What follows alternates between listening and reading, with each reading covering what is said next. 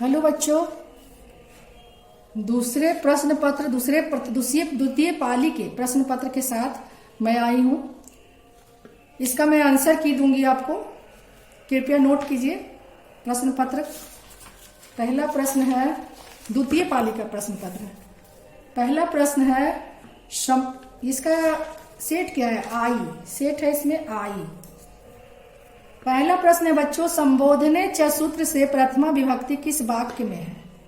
संबोधने च सूत्र से प्रथमा विभक्ति किस वाक्य में है? इसका आंसर होगा डी, हे मोहन पुस्तकम पठ। हे मोहन पुस्तकम पठ।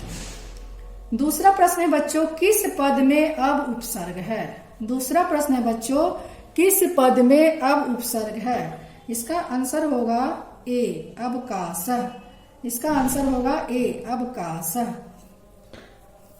तीसरा प्रश्न है बच्चों, माता पद का मूल रूप क्या है? माता पद का मूल रूप मातृ। इसका आंसर होगा बच्चों बी। चौथा प्रश्न है क्वेश्चन नंबर 4, अस्मत् शब्द के प्रथमा विभक्ति एक वचन का रूप कौन सा है? अस्मत् शब्द के प्रथमा विभक्ति एक वचन का रूप कौन सा है? अहम। इसका उत्तर होगा, आंसर होगा सी। अस्मत् शब्द के प्रथमा विभक्ति एक वचन का रूप कौन सा है? आंसर होगा सी, अहम। अगला प्रश्न है पांचवा, जही। क्वेश्चन नंबर 5, जही किस धातु का रूप है? जही किस धातु का रूप है?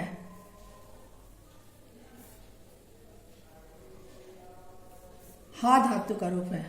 इसका उत्तर होगा ए। दाद। अगला प्रश्न है, दा धातु के लिट लकार उत्तम पुरुष एक वचन का रूप कौन सा है? दा धातु के लिट लकार उत्तम पुरुष एक वचन का रूप कौन सा है? इसका आंसर होगा दास्यामी। इसका आंसर होगा दास्यामी। क्वेश्चन नंबर 6, दा धातु के लिट लकार उत्तम पुरुष एक वचन का रूप कौन सा है? इसका उत्तर होगा दास्यामी। अगला प्रश्न है क्वेश्चन नंबर 7, भक्ष जोड़ कत में कौन सा पद बनेगा? कत प्रत्यय से कौन सा शब्द बनेगा? इसका शब्द होगा भक्षितम। इसका आंसर होगा बच्चों बी। इसका ऑप्शन होगा बी। अगला क्वेश्चन है क्वेश्चन नंबर 8, लिखन पद किस प्रत्यय से बना? लिखन पद किस प्रत्यय से बना? सत्री। इसका उत्तर होगा बच्चों सी। अगला प्रश्न है क्वेश्चन नंबर 9, मयट प्रत्यय किस पद में है? जलमयम। मयट प्रत्यय किस पद में है? जलमयम। इसका आंसर होगा बी। अगला प्रश्न है बच्चों क्वेश्चन नंबर 10, इंद्र का स्त्रीलिंग रूप क्या होगा? इंद्राणी। इसका आंसर होगा ए। वहनी का। अगला प्रश्न है क्वेश्चन नंबर 11, वहनी का अर्थ क्या होता है? वहनी का अर्थ अग्नि होता है, अर्थात आग। इसका आंसर होगा बच्चों ए, आग। अगला प्रश्न है क्वेश्चन नंबर 12, गुरु गोविंद सिंह का जन्म स्थान किस नाम से प्रसिद्ध है? गुरु गोविंद सिंह का जन्म स्थान किस नाम से प्रसिद्ध है? गुरुद्वारा। इसका उत्तर होगा बी। पटना नगर की पालिका देवी कौन है? पटन देवी। पटना नगर की पालिका देवी कौन है? पटन देवी। इसका उत्तर होगा बच्चों सी। अगला प्रश्न है क्वेश्चन नंबर 14, पाटलिपुत्र पटना के नाम से कब प्रसिद्ध हुआ? पाटलिपुत्र पटना के नाम से कब प्रसिद्ध हुआ? मध्यकाल में। इसका उत्तर होगा सी। दधी शब्द का रूप किसके समान चलेगा? क्वेश्चन नंबर 15, दधी शब्द का रूप किसके समान चलेगा? अक्षी के समान चलेगा। इसका आंसर होगा बच्चों डी। अगला है क्वेश्चन नंबर 16, गच्छेयु पद में कौन सी धातु है? गच्छेयु पद में कौन सी धातु है? गम धातु है। इसका उत्तर होगा ए। गम धातु है जो परिवर्तन होकर गच्छ हो जाती है और गच्छति गच्छता गच्छांति रूप चलता है, लेकिन इसका मूल धातु जो है गम है। अगला क्वेश्चन होगा, भूज और तुमुन 17 में भूज और तुमुन से कौन सा अव्यय बनेगा? भवितुम। क्या बनेगा? भवितुम। आंसर होगा डी। भूज और तुमुन से कौन सा अव्यय बनेगा? आंसर होगा डी। किस पद में ठक प्रत्यय है? किस पद में ठक प्रत्यय है? आंसर होगा सामाजिक। क्या होगा आंसर? सामाजिक। अगला 19, क्वेश्चन नंबर 19, नारी में कौन सा स्त्री प्रत्यय है? इंगीन। नारी में कौन सा स्त्री प्रत्यय है? इंगीन। इसका आंसर होगा सी। भनति में कौन धातु है? प्रश्न संख्या 20, भनति में धातु है भन धातु। इसका आंसर होगा ए। अगला प्रश्न है, सतत प्रियवादी लोग होते हैं। सतत प्रियवादी, हमेशा प्रिय बोलने वाले लोग क्या होते हैं? सुलभ होते हैं, आसानी से मिलते हैं। इसका आंसर होगा बच्चों सी। अनर्थ का नाश किससे होता है? अनर्थ का नाश पराक्रम से होता है। इसका आंसर होगा 22 नंबर प्रश्न का डी। इसका आंसर क्या होगा? Option D. अनर्थ का नाश पराक्रम से होता है। सीमंतोन्नयन संस्कार का क्या प्रयोजन है? इसका प्रयोजन मेन है गर्भ रक्षा। वैसे तो सब है, संस्कार का आरोपण, उसकी प्रसन्नता, गर्भधारण, गर्भ रक्षा जरूरी है। इसका आंसर हो जाएगा सी। भारतीय जीवन दर्शन का महत्वपूर्ण उपादान क्या है? संस्कार। भारतीय जीवन दर्शन का महत्वपूर्ण उपादान क्या है? संस्कार। इसका आंसर हो जाएगा सी। अगला प्रश्न है बच्चों 25वां, किसान संस्कार कहाँ होता है? गुरु के घर में। किसान संस्कार कहाँ होता है? गुरु के घर में, जिसे क्षौर कर्म भी कहते हैं। इसका आंसर होगा ए। संस्कार कितने प्रकार के होते हैं? वैसे तो संस्कार 16 होते हैं, लेकिन शॉर्ट में ये 5 प्रकार का बताया गया है। इसका आंसर होगा बी। स्वर्ग अस्पद मार्ग भूत देश कौन सा है? स्वर्ग के समान हमारा ही देश है भारत। 27वां प्रश्न है, स्वर्ग पवर्ग अस्पद मार्ग भूत देश कौन सा है? इसका उत्तर होगा भारत। आंसर होगा सी। हमारी मातृभूमि कैसी है? वत्सला। वत्सला तो है ही। विशाला, विशाला भी है। निर्मला, निर्मला भी हमारी मातृभूमि। इसका मतलब इसका उत्तर हो जाएगा ए, बी और सी। इसका मतलब हो जाएगा, इसका उत्तर होगा डी, ऑप्शन डी। अगला प्रश्न है बच्चों 29 नंबर, गांधी दर्शन से प्रभावित रचना कौन सी है? सत्याग्रह सीता। गांधी दर्शन से प्रभावित रचना कौन सी है? सत्याग्रह सीता। इसका आंसर होगा सी। कंपन राय का समय क्या है? 14वीं शताब्दी। कंपन राय का 30वां प्रश्न है, कंपन राय का समय क्या है? 14वीं शताब्दी। आंसर हो जाएगा बी।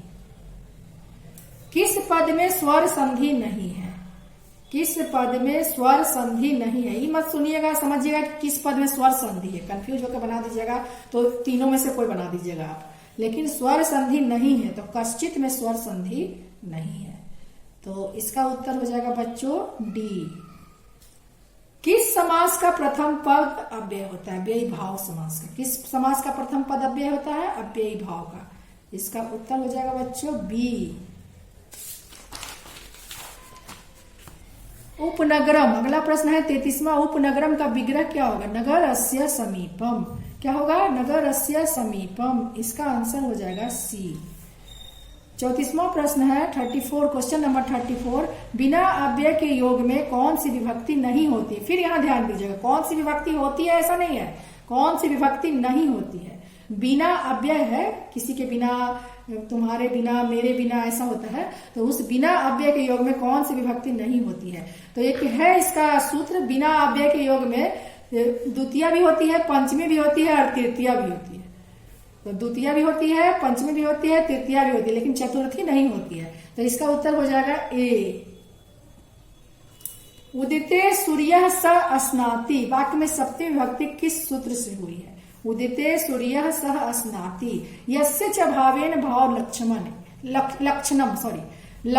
यस्य च भावेन भाव लक्षणम, इस सूत्र से हुई है। 35वां प्रश्न है उदिते सूर्य सह अस्नाति, इसमें सप्तमी विभक्ति किस सूत्र से हुई है? आंसर होगा बी। अनुक्त कर्ता में कौन सी विभक्ति होती है? इसका उत्तर होगा सी।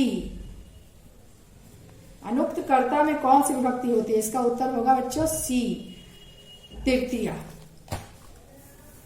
अगला प्रश्न है 37 नंबर, कर्णभार रूपक किसकी रचना है? कर्णभार रूपक किसकी रचना है? भास की रचना है। किसकी रचना है? भास की रचना है। इसका उत्तर होगा ए। अगला प्रश्न है क्वेश्चन नंबर 38, कर्णस्य दान वीरता पाठ में ब्राह्मण वेश में कौन प्रवेश करते हैं? ब्राह्मण वेश में शक्र प्रवेश करते हैं। इसका उत्तर होगा ए था ना उसमें कर्ण से दान विदिता में शक्र, वही शक्र है।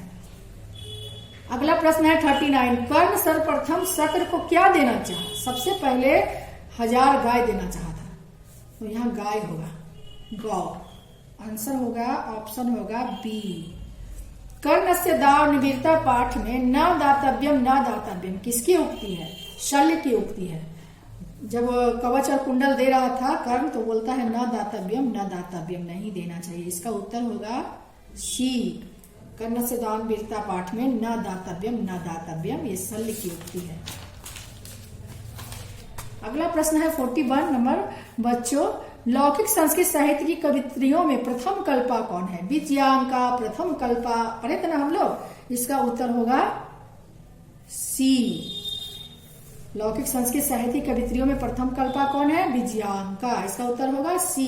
ऋग्वेद में कितनी मंत्र दर्शनवती ऋषिकाओं का उल्लेख है? 40। कितनी मंत्र दर्शनवती ऋषिकाओं का उल्लेख है? 40। इसका उत्तर होगा डी, सॉरी, इसका उत्तर होगा डी। रविंद्र का सही संधि विच्छेद क्या होगा? रवि जोड़ इंद्र।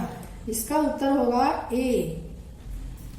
अन्यायम में कौन सा समास है? अन्यायम में न जोड़ न्यायम, इसका मतलब नए समास। इसका आंसर होगा बी। अगला प्रश्न है आरक्षी लुंठकात त्रायते किस सूत्र का उदाहरण है? आरक्षी लुंठकात त्रायते इस सूत्र का है। भित्रा अर्था नाम भय हेतु, जहां भय होता है वहां पंचमी विभक्ति होती है। इसका उत्तर हो जाएगा सी। अगला प्रश्न है बच्चों 46, उभयता अव्यय के योग में कौन सी विभक्ति होती है? उभयता के योग में द्वितीया होती है, डी। अगला प्रश्न है 47, अत्यधिकम में कौन सा उपसर्ग है? अति। इसका आंसर होगा बच्चों बी। अलस कथा पाठ में क्वेश्चन नंबर 48, अलस कथा पाठ में मिथिला का मंत्री कौन था? वीरेश्वर। कौन था मिथिला का मंत्री? वीरेश्वर। अगला प्रश्न है बच्चों 49, अलस कथा के लेखक कौन थे? विद्यापति। कौन थे? विद्यापति। इसका उत्तर हो जाएगा डी। अगला है तर्क्यते यदस्मिन् गिरहे अग्निर्लग्नो अस्ति किस आलसी की उक्ति है? पढ़ाते वक्त मैंने कहा था कि जो चारों आलसी हैं क्या क्या बोलेंगे, इसमें से प्रश्न जरूर आता है। दूसरा आलसी बोला था कि जाकर देखो घर में लगता है आग लग गया था। कहते यदस्मिन् गिरहे अग्निर्लग्नो अस्ति, इसका मतलब होगा द्वितीया। आंसर हो जाएगा बी। किस संधि में स्वर वर्ण में विकार परिवर्तित होता है? विसर्ग। इसका उत्तर हो जाएगा ए। यद्यपि में किन वर्णों की संधि हुई है? ई जोड़ अ। इसका उत्तर हो जाएगा डी। अगला प्रश्न है विसर्ग संधि का उदाहरण कौन सा है? विसर्ग संधि का उदाहरण कौन सा है? निरोगः। इसका आंसर हो जाएगा ए। अगला प्रश्न है 54 नंबर, संस्कृत साहित्यम का विग्रह क्या होगा? संस्कृत साहित्यम का विग्रह क्या होगा? संस्कृतस्य साहित्यम। षष्ठी तत्पुरुष है, इसका आंसर हो जाएगा ए। अगला प्रश्न है 55, वेदांत दर्शन के प्रवर्तक कौन है? वेदांत दर्शन के प्रवर्तक है वादरायण। इसका उत्तर हो जाएगा बी।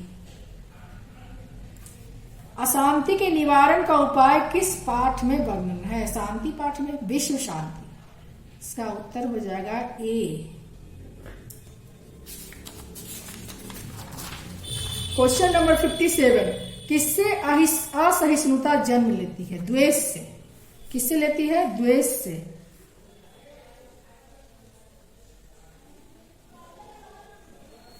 इसका आंसर हो जाएगा डी। पर पीड़न से क्या होता है? आत्मनाश होता है। पर पीड़न से क्या होता है? आत्मनाश। इसका उत्तर होगा ऑप्शन ए। अगला प्रश्न है 59, किससे शांति होती है? परोपकार करने से। किससे शांति होती है? परोपकार से। इसका ऑप्शन होगा आंसर बी, सही होगा। अगला प्रश्न है क्वेश्चन नंबर 60, एक जोड़ एकम की संधि क्या होगी? एक एकम। क्या होगी? एक एकम। इसका आंसर होगा सी। अगला प्रश्न है बच्चों, सांख्य दर्शन के प्रवर्तक आचार्य कौन है? कपिल मुनि। इसका आंसर होगा सी। आर्यभट्टियम किसकी रचना है? आर्यभट्ट की। इसका उत्तर होगा बी। इंगीत प्रत्यय किस पद में है? श्रीमती में। इसका उत्तर होगा ए। लघु जोड़, अगला 64 नंबर क्वेश्चन, लघु जोड़ तमप में कौन सा पद बनेगा? लघुत्तमम। कौन सा पद बनेगा? लघुत्तमम। इसका ऑप्शन होगा ए। अगला प्रश्न है बच्चों 65 नंबर, प्रदाय में कौन सा प्रत्यय है? ल्यप। इसका उत्तर होगा ऑप्शन ए। भव किस लकार का रूप है? क्वेश्चन नंबर 66, भव किस लकार का रूप है? लोट लकार का।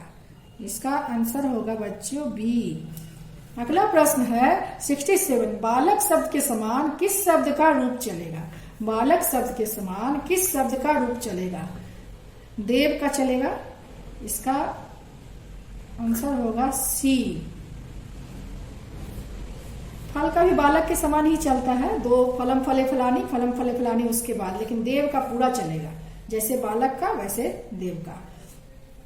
निर्माणम में, अगला प्रश्न है 68, निर्माणम में कौन सा उपसर्ग है? निर। इसका ऑप्शन हो जाएगा डी। अगला प्रश्न है बच्चों 69, सीता रामम अनुगच्छति वाक्य में प्रथमा विभक्ति का प्रयोग किस सूत्र के अनुसार हुआ है?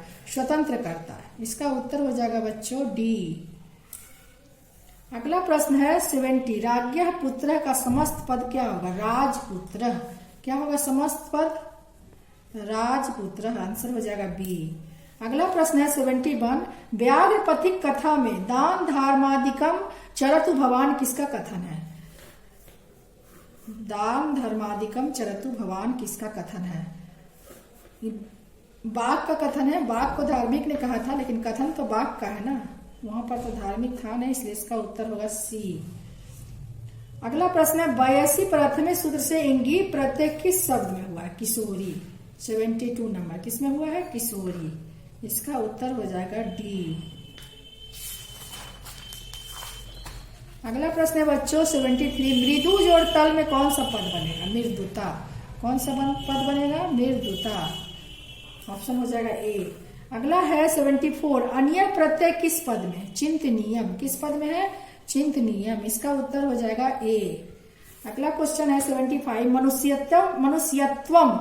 मनुष्यत्वम में कौन सा तद्धित प्रत्यय? त्व प्रत्यय है। इसका उत्तर हो जाएगा बी। लोभ के दुष्परिणाम का वर्णन किस पाठ में है? व्याघ्र पथिक कथा। किस पाठ में है? व्याघ्र पथिक कथा। सोने के कंगन के लोभ में पथिक जो है पढ़े ही है, आप लोग सब लोग जानते ही हैं। 77 नंबर क्वेश्चन, हितोपदेश कैसा ग्रंथ है? बाल कथा ग्रंथ है, बच्चों के कथा का ग्रंथ है। इसका आंसर हो जाएगा बी। हितोपदेश में बहुत सारी कहानियां, एक कहानी हम लोग पढ़े तो व्यंग कथा, लेकिन बच्चों के मन लगाने के लिए कथा, इसीलिए बाल कथा होगी। अगला प्रश्न है बच्चों 78, किस शब्द का रूप तीनों लिंगों में एक समान होता है? युष्मद का। अस्मद और युष्मद का होता है, यहाँ पर अस्मद ऑप्शन नहीं है, ए। अगला प्रश्न है बच्चों 79, किस पद में अनु उपसर्ग नहीं? यहाँ ध्यान दीजिएगा, अनु उपसर्ग है नहीं पूछ रहा है, अनु उपसर्ग नहीं है। अब यहाँ इसका आंसर होगा अनन्य। Answer C. अगला प्रश्न है बच्चों 80, क्वेश्चन नंबर 80, हितोपदेश के रचनाकार कौन है? हितोपदेश के रचनाकार नारायण पंडित है। इसका आंसर हो जाएगा बच्चों बी। अगला प्रश्न है बच्चों 81, राम प्रवेश राम किस परीक्षा में विश्वविद्यालय में प्रथम स्थान प्राप्त किए थे? 81 नंबर क्वेश्चन है, स्नातक की परीक्षा पर प्राप्त किए थे पूरे विश्वविद्यालय में, तो इसका हो जाएगा ए। अगला है उसी चैप्टर से है 82 नंबर क्वेश्चन, प्रशासन ने भीखन टोला से 1 कोस की दूरी पर क्या स्थापित किया था? प्राथमिक विद्यालय। कौन सा विद्यालय किया था? प्राथमिक विद्यालय। ऑप्शन हो जाएगा सी। अगला है अंतरा अंतरेण युक्त सूत्र का उदाहरण क्या? ज्ञानम अंतरेण न मोक्ष। ज्ञानम अंतरेण न मोक्ष, इसका ऑप्शन हो जाएगा सी।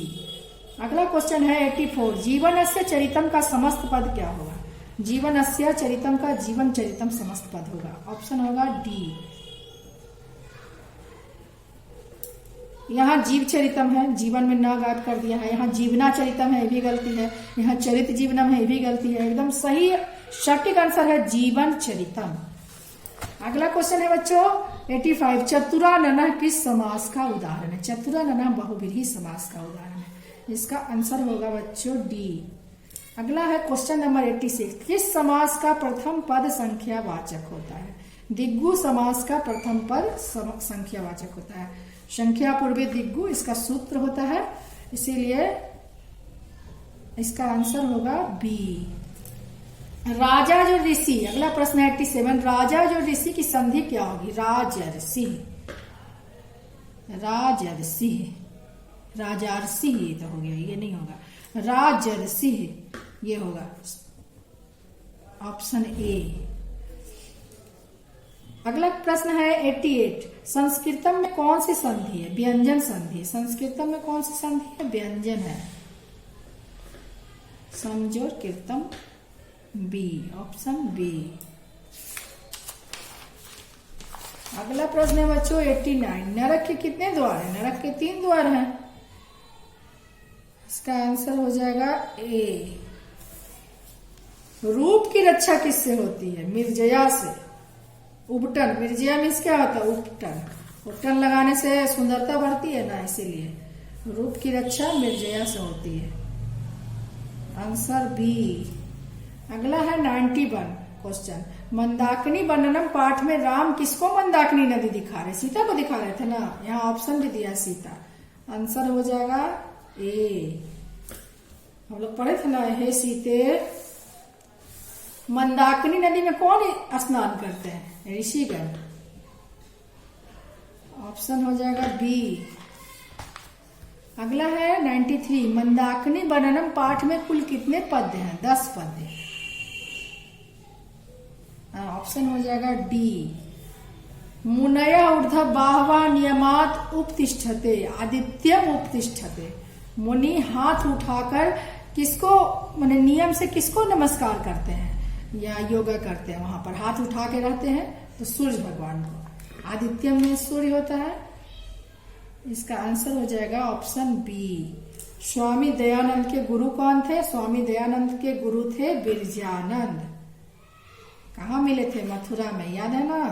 आंसर हो जाएगा सी। स्वामी दयानंद का जन्म कब हुआ था? 1824 ईस्वी में, तो सब जानते होंगे। आंसर हो जाएगा सी। क्वेश्चन नंबर 97, स्वामी दयानंद की शिक्षा किस भाषा में आरंभ हुई? संस्कृत। किस भाषा में आरंभ हुई? संस्कृत। उस समय संस्कृत भाषा में ही शिक्षा आरंभ होती थी। संस्कृत पढ़ना उस समय जरूरी था। 97 का ऑप्शन हो जाएगा ए। 98, सत्यार्थ प्रकाश के लेखक कौन है? दयानंद। कौन है? दयानंद। ऑप्शन हो जाएगा बी। अगला क्वेश्चन है 99, राम प्रवेश राम के परिवार में कितने लोग थे? 4 लोग थे। वो खुद, उसकी पत्नी, उसका एक पुत्र और एक पुत्री। वो कितने आदमी थे? परिवार में 4 लोग थे। आंसर हो जाएगा डी। उद्योगिनम पुरुष सिंहम उपैति लक्ष्मी उक्ति चरितार्थ किस पाठ में हुई है? कर्मवीर कथा में। किसमें हुई है? अंतिम प्रश्न है 100 नंबर क्वेश्चन। इसका उत्तर हो जाएगा बी। समाप्त होता है बच्चों, ऑब्जेक्टिव क्वेश्चन की ये श्रृंखला समाप्त होती है। मैंने सभी का उत्तर दे दिया है, आप मिलाइएगा। और मैंने जो उत्तर दिया है, अगर उसमें आपको कोई संकोच हो, कोई लगे कि ये प्रश्न नहीं होगा, इसका उत्तर नहीं होगा, तो आप मुझे कमेंट बॉक्स में लिखिएगा।